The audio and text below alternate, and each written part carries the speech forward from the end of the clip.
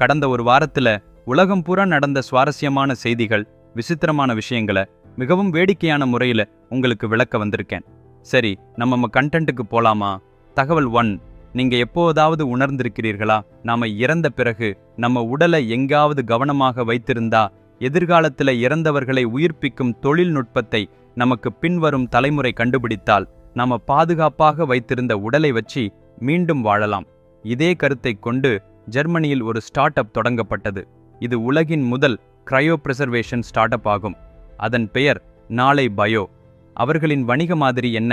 ஒருவர் இறந்தால் சிறப்பு ஆம்புலன்ஸ் குழு வந்து உடலை -196 டிகிரி சென்டிகிரேட்டில் பாதுகாப்பாக வைத்திருக்கு.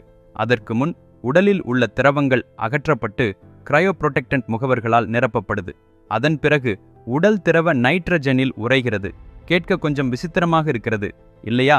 ஆனா இங்க ஏற்கனவே 6 உடல்கள் உள்ளன மற்றும் 5 செல்லப்பிராணிகளின் உடல்களும் பாதுகாக்கப்பட்டுள்ளன. மேலும் 650 பேர் இறந்த பிறகு அவர்களும் தங்கள் உடலை பாதுகாக்க பதிவு செஞ்சிருக்காங்க. மொத்தம் 2 விலைகள் இருக்கு. முழு உடலையும் பாதுகாக்க ஒருவர் $2,20,000 செலுத்த வேண்டும். இல்ல மூளையை மட்டும் பாதுகாத்தால் போதும்னு நினைச்சா $81,000 கொடுத்தால் போதும். நிஜமாகவே வெற்றி பெற்று இறந்தவர்களை உயிர்ப்பிக்க முடிந்தால் சூப்பர் தானே. தகவல் 2. ஆப்கானிஸ்தானில தலிபான்கள் ஆட்சி செய்து வருவது எல்லாருக்கும் தெரிஞ்சதே. ஆனா அவங்களோட அனைத்து விதிகளும் மிகவும் கடுமையானவை. அவங்க பின்பற்றும் இஸ்லாமிய விதிகளை யாராவது மீறினால் அவங்க கடுமையாக தண்டிக்கப்படுவாங்க. தலிபான் அரசு சிறு விதியை பின்பற்றாத 280 போலீசாரை சஸ்பெண்ட் செஞ்சிருக்கு. அந்த விதி என்ன தெரியுமா? அந்த போலீஸ்காரர்கள் தாடி வளர்க்கவில்லை. ஆமா, நீங்க கேட்டது சரிதான். தலிபான்கள் தங்கள் கலாச்சாரத்திற்கு அதிக முக்கியத்துவம் கொடுக்கிறவங்க. அவங்க பின்பற்றும் இஸ்லாமிய சட்டம் மற்றும் ஷரியா சட்டப்படி தாடி வளர்ப்பது அங்க அவங்களுக்கு மிகவும் புனிதமான விஷயம். இப்போ நிலைமை என்ன? அவங்க எந்த தொழிலாக இருந்தாலும் மத மரபுகளை பின்பற்ற வேண்டும்னு அவங்க உறுதியாக இருக்கிறாங்க. எல்லாவற்றிற்கும் மேலாக 2022ல அங்குள்ள பெண்கள் பல்கலைக்கழகங்களுக்கு போய் படிக்கவும் தடை விதிக்கப்பட்டது. அவர்களின் ஷரியா சட்டத்தின்படி பெண்கள் உயர்கல்வி பெறுவதற்கும் தடை விதிக்கப்பட்டுள்ளது. அங்குள்ள பெண்கள் படிப்பில் ஆர்வமாக இருந்தாலும் ஒன்றும் செய்ய முடியாத அவலம். தகவல் 3. செயற்கை நுண்ணறிவு வந்த பிறகு மனிதனுக்கு தனியுரிமையே இல்ல. சமீப காலம் வரை கூகுள் அல்லது நம்ம போனில் உள்ள வெவ்வேறு ஆப்ஸ் நம்ம பேசும் ஒவ்வொரு வார்த்தையையும் அமைதியாக கேட்டுக்கொண்டிருக்கு, இன்னும் கேட்டுக்கொண்டே இருக்கு. புரியவில்லையா? நீங்க எப்போதாவது கவனிச்சிருக்கீங்களா? உங்களை மிகவும் பசியாக ஆக்கி இன்றைக்கு மதிய உணவு என்னவாக இருக்கும்னு உங்கள் நண்பருடன் பேசி பாருங்க. அதே தலைப்பை பற்றி 2 நிமிடங்கள் பேசினால் உடனடியாக உணவு பயன்பாட்டில் இருந்து அறிவிப்பு வரும். இல்ல நீங்க வங்கி கிரெடிட் கார்டுகளை பற்றி பேசினாலும் உங்கள் பேரில் வாழ்நாள் இலவச கிரெடிட் கார்டு தகுதி உள்ளது, உங்களுக்கு முன் அங்கீகரிக்கப்பட்ட கடன்கள் கிடைக்கும்னு உங்களுக்கு ஒரு தொலைபேசி அழைப்பு வரும். அது எதுவும் தற்செயலாக நடக்கல, இணை நிகழ்வு இல்ல. ஒரு குறிப்பிட்ட திட்டத்தின்படி நமது தேவைகளை கேட்ட பிறகு இது போன்ற அறிவிப்புகள் வருது. ஆனா இந்த ஆப்ஸ் நமது ஃபோன் கேமராவை அணுகி நம்ம என்ன செய்கிறோம்னு பார்த்தால் என்ன செய்வது? நம்ம ஃபோனை டேபிளில் வச்சுட்டு வீடியோவை பார்த்து உடை மாற்றிக் கொள்கிறோம்னு வைத்துக்கொள்வோம். அப்பொழுது சில ஆப்கள் நம்ம கேமராவை நமக்கு தெரியாமல், நம்ம ஈடுபடுத்தாமல் இயக்கி நம்மளை ரகசியமாக பார்க்கின்றன. கற்பனை செய்ய பயமாக இல்லையா? நீங்க ஸ்னாப்சாட் பயன்படுத்துகிறீர்களா? சமீபத்தில் ஒரு பெண் தன் நண்பர்களுக்கு ஒரு புகைப்படம் அனுப்பினாள். ஸ்னாப் நண்பரை அடையும் முன் ஸ்னாப்சாட் சேவையகத்திற்கு போகும். பின்னாடி ஸ்னாப்சாட் AI அந்த புகைப்படங்களை பார்க்கும். ஸ்னாப்சாட் AI இலிருந்து சிறுமிக்கு பதில் கிடைத்தது. உங்கள் கைகளில் இருக்கும் குழந்தை மிகவும் நன்றாக இருக்கிறது. அந்த பதிலை பார்த்த அந்த பெண் அதிர்ந்து போனாள். ஸ்னாப்சாட் உடனடியாக நிறுவல் அன்இன்ஸ்டால் பண்ணாங்க. ஏன்னா அவர் புகைப்படத்தை அனுப்பும்போது சிறுமியின் கையில் குழந்தை இருந்தது. ஆனா அவங்க தனது நண்பர்களுடன் பகிர்ந்து கொண்ட புகைப்படத்தில் அவர் குழந்தையை வைத்திருக்கவில்லை. அப்படியானா குழந்தையை பற்றி ஸ்னாப்சாட் AIக்கு எப்படி தெரியும்? APP ஆனது சிறுமியின் ஃபோன் கேமராவை தொடர்ந்து கண்காணிப்பதால் தான். நீங்க ஸ்னாப்சாட் பயனர்களாக இருந்தால் கவனமாக இருங்கள். எந்த ஒரு செயலியை நிறுவும் போது அனுமதி கேட்கிறது. அவற்றை ஏற்றுக்கொள்வதற்கு முன் இருமுறை யோசியுங்க. அந்த பயன்பாட்டிற்கு உண்மையில் எங்கள் தொடர்புகள், கேமரா மற்றும் மைக்ரோபோன் தேவையா இல்லையா?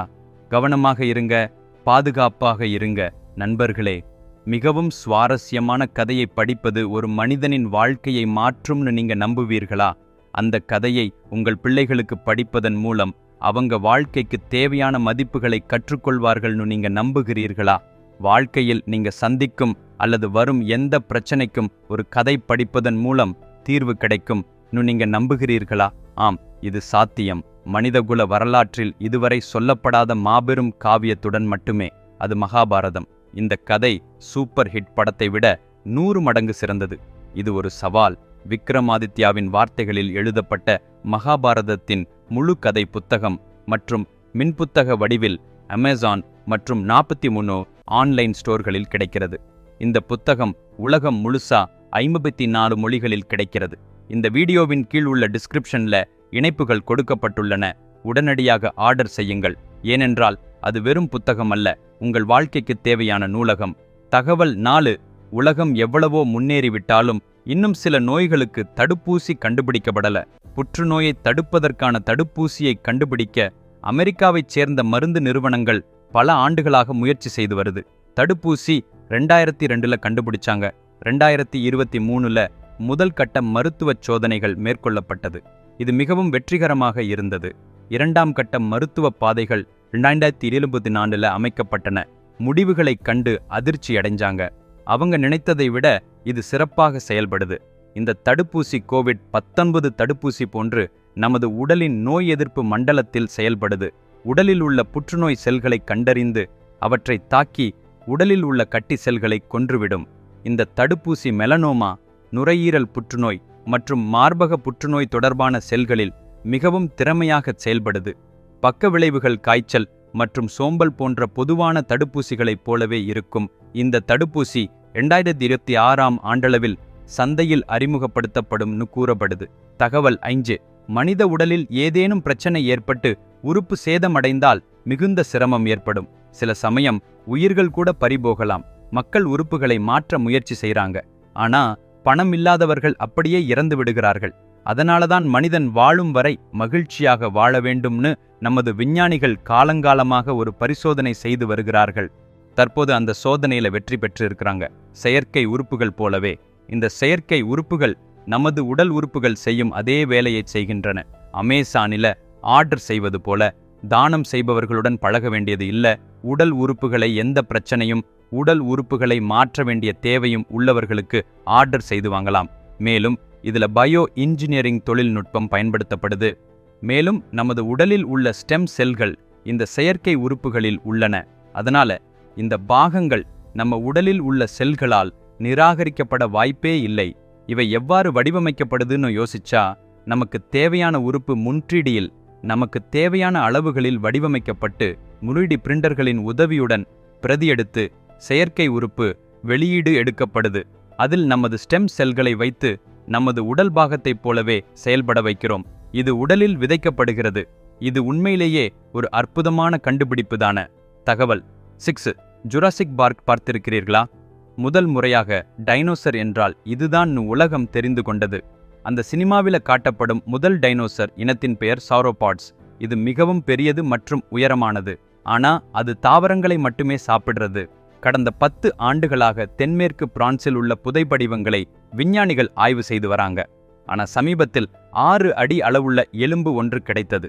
அது ஆய்வு செய்தால் அது 14 கோடி ஆண்டுகளுக்கு முன் வாழ்ந்த சாரோபாட்ஸ் என்ற டைனோசரின் எலும்பு துண்டு என கண்டறியப்பட்டுள்ளது. அந்த ஒற்றை எலும்பு 500 கிலோ எடை கொண்டது. ஒரு முழு டைனோசர் எடை எவ்வளவு இருக்கும்னு கற்பனை செய்து பாருங்கள். பழங்கால ஆராய்ச்சியாளர்கள் அதை கவனமாக பாதுகாத்துள்ளனர். தகவல் 7. வழி தெரியாவிட்டால் கூகுள் மேப்ஸை பயன்படுத்துகிறோமா? அல்லது அதிக டிராபிக் இருக்கிறதா? இது குறைந்ததா? ஏதேனும் சாலை மூடல்கள் உள்ளதா? இதுபோன்ற விஷயங்களை கண்டறிய வரைபடத்தை பயன்படுத்துகிறோம். ஆனா ஒரு வேடிக்கையான சம்பவம் சென்னையில் நடந்தது. சந்தோஷ் சிவன் என்ற நபர் கூகுள் மேப்ஸை பயன்படுத்தி பயணம் செய்து கொண்டிருந்தார். பீனிக்ஸ் மால் அருகே போலீஸ்காரர்கள் இருக்கிறார்கள், ஹெல்மெட் அணியுங்கள் மேப்ஸ் காட்டியது. அப்படி காட்டியதற்கு காரணம் குறிப்பிட்ட இடத்தில் போலீசார் தொடர்ந்து நிறுத்துவதுதான். யாரோ வேடிக்கையான அந்த இடத்தை வரைபடத்தில் பின்னியதால் கூகுள் மேப்ஸ் இப்படி காட்டியது. இந்த ஸ்கிரீன்ஷாட்டை சந்தோஷ் சிவன் ட்விட்டரில் பதிவிட்டபோது வைரலானது. இந்த பதிவின் கமெண்டுகளில் லைவ் அப்டேட்டுகள் காரணமாக கூகுள் இதை காட்டினதுனால அது ஒரு சிறந்த சமூக சேவை போல இருக்கும்னு கேலி செய்து வராங்க. தகவல் 8. பொதுவாக மனிதன் வானத்தில் உள்ளதைப் போலவே தண்ணீரில் உள்ளதையும் ஆராய்ந்து கொண்டே இருப்பான். தென் அமெரிக்க கண்டமான அமேசான் காடுகளில் அரிய விலங்குகள் காணப்படுகின்றன. ஆனா பழங்காலத்திலிருந்தே மனிதர்கள் கிட்ட இருந்து இரகசியமாக வாழ்ந்து வருவதாக மதிப்பிடப்பட்டுள்ளது. இப்போது அது உண்மையாகிவிட்டது. இத்தனை 100 வருடங்களில் இப்படி ஒரு பழங்குடி நம்ம பூமியில இருந்ததே தெரியாது. அவங்க மாஸ்கோ பைரோ பழங்குடியினர்னு அழைக்கப்பட்டனர். அந்த பழங்குடி மக்கள் ஒரு காலத்தில் நம்ம புத்தகங்களில் பார்த்த ஆதி மனிதர்களைப் போன்றவர்கள். வெளி உலகத்துடன் எந்த தொடர்பும் இல்லாத பழங்குடியினரில் இது உலகிலேயே பெரியது. அவங்க பெருவிற்கு அருகிலுள்ள லாஸ் பீட்ராஸ் ஆற்றின் அருகே விளையாடுவதை மக்கள் பார்த்திருக்கிறாங்க.